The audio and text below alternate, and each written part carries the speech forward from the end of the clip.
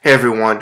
So it's news time again, and since we're about a month away from the launch of the PS4, I thought I'd take some time to just give my 2 cents about the pricing scheme for the PS4 in different countries across the world.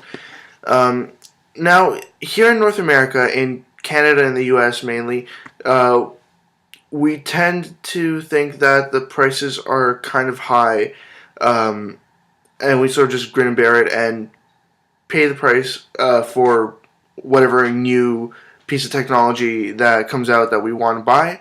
But in all honesty, after looking at the price of the PS4 in other countries when it's converted to Canadian dollars, we have the absolute best price possible, really.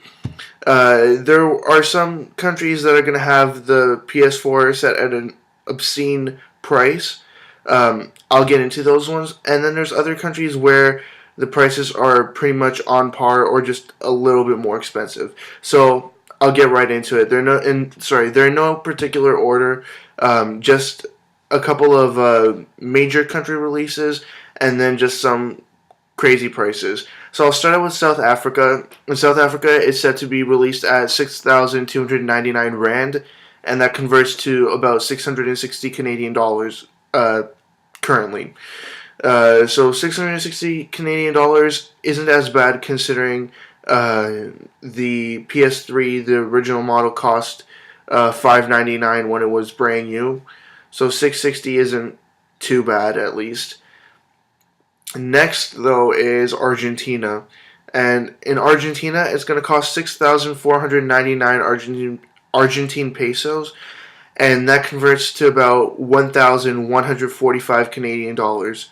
And when you adjust the price of consoles in the past to deal with inflation, $1,145 is still a hell of a lot of money to drop on a system. Like, I mean, even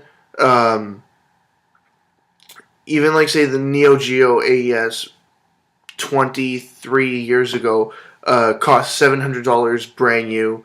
So 1145 now for a PS4. It seems like an obscene amount of money. But if you think that's obscene, next up is Brazil. In Brazil, it's going to cost 3,999 real, and that converts to $1,905 Canadian. That's nearly 200 bucks. 2,000 bucks. Whoa, sorry about that. Nearly $2,000. That's mind-boggling. That's an insane amount of money to pay for a console, and considering that I see lots of tourists come here, and before they leave, they pick up all these like games and consoles and stuff.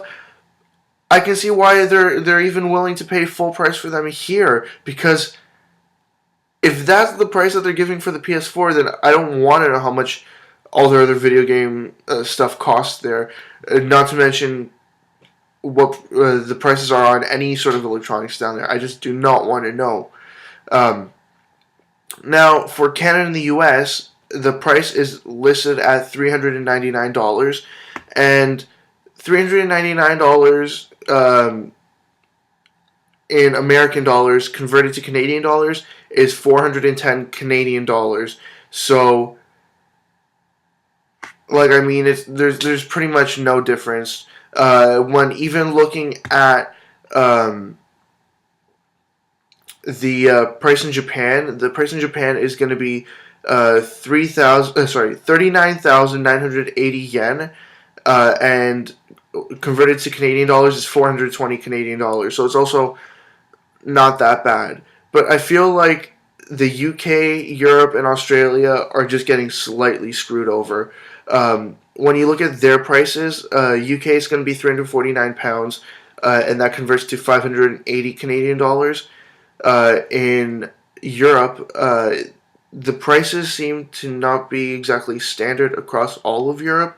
I saw postings online that prices are going to be a little bit higher in Germany, but I don't know yet. All I know is the standard European price, and that's 399 euros.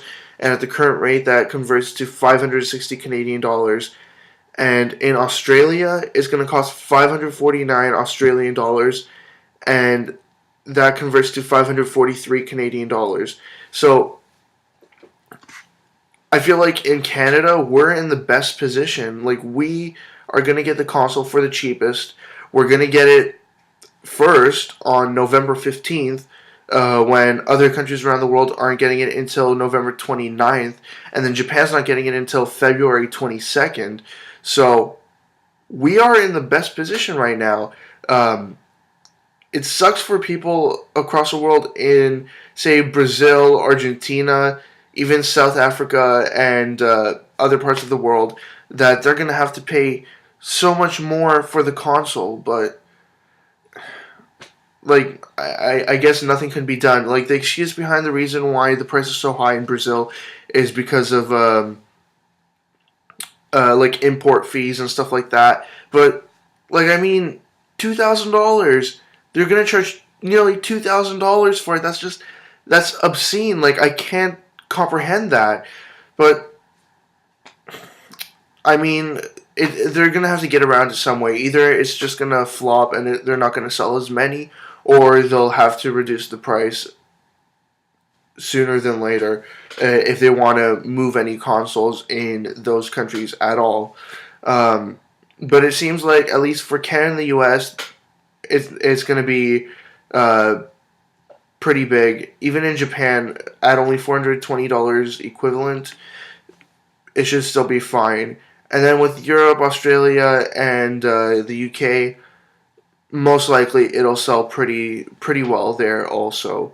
But again, we'll have to wait and see. We still have about a month to go, and about a month and a half if you consider the countries that are getting it later on. But yeah, we'll just have to wait and see now what happens, and hope for the best. There's not going to be a price drop anytime soon, but there's definitely going to be a price drop in the future. Hopefully, in a year or a year and a half, it should drop another $50 or so. Because if you even look at the Wii U, I know it makes sense for them to drop the price now, just before the holiday season, as they did last month, to stay competitive with the new console releases.